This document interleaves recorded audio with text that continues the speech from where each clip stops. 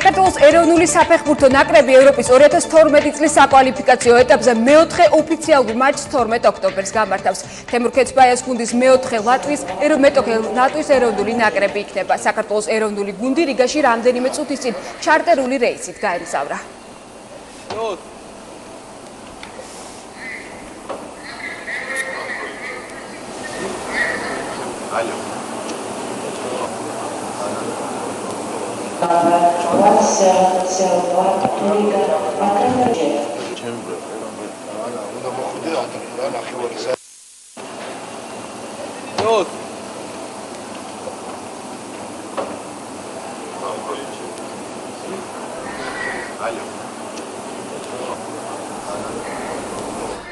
ოთარ გიორგაძე იმყოფება თბილისის საერთაშორისო აეროპორტში, რომელიც პირდაპირ ეთერში გვერდება.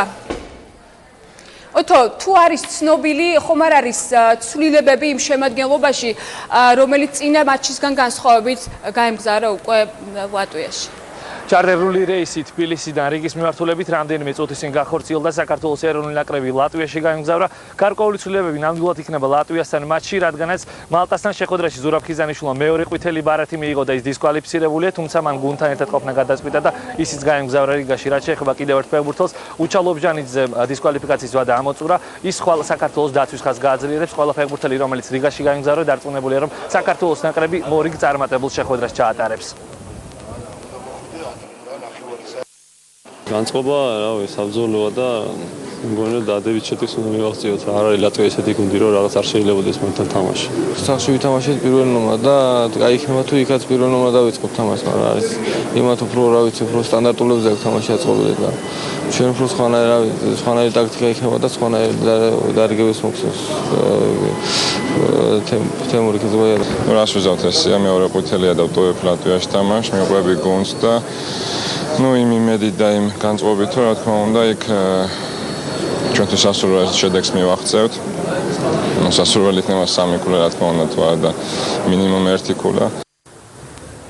საქართველოს ეროვნული საფეხბურთო ნაკრები ლატვიაში წაუგებელი სერიის გაგრძელებას შეეცდება. მოგესალმებით, რომ პარასკევს თემურ ქეცბაიას გუნდმა მალტას მინიმალური სხვაობით 1-0 მოუგო. ამის შემდეგ ჯგუფში მეორე ადგილზე გადაინაცვლა. საქართველოს ნაკრები მხოლოდ ხორვატიას ჩამორჩება. რაც შეეხება საქართველოს ნაკრების მეტოქეს ლატვიას, მას მხოლოდ 3 ქულა აქვს და მეხუთე ადგილზე იმყოფება. ლატვიის შემადგენლობაში ხვალ გარკვეული საკადრო პრობლემები იქნება. საქართველოს წინააღმდეგ გუნდის ერთ-ერთი ლიდერი მარინ ვერპაკოვსკის ვერ ითამაშებს. საქართველოს ნაკრებს გარკვეულწილად ოპტიმალური შემადგენლობა აქვს. ფეხბურთის ფედერაციის წარმომადგენლები, რომლებიც ასევე რიგაში გაემგზავრნენ, თვლიან, რომ ნაკრებმა აქცენტი დაცვაზე უნდა გააკეთოს და კიდევ ერთი წარმატებული შეხვედრა ჩაატაროს.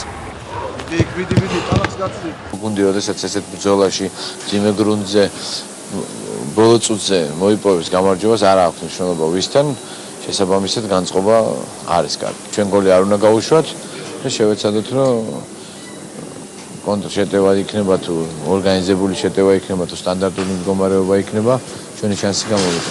ჩვენ ვიდივართ მოსაგებად, ვფიქრობ, რომ ეს განწყობა აქვს ყველა ფეხბურთელს და თავარ წმენელს, ასე რომ იმედია, რომ ღმერთი იქნება ჩვენსკენ და 3 ქულა, სანატო 3 ქულა ლატვიაში გასვლაზე პირველი იქნება. საქართველოს ეროვნული საფეხბურთო ნაკრები პირველ ვარჯიშს ლატვიაში დღეს საღამოს გამართავს რიგის კონტო სტადიონზე.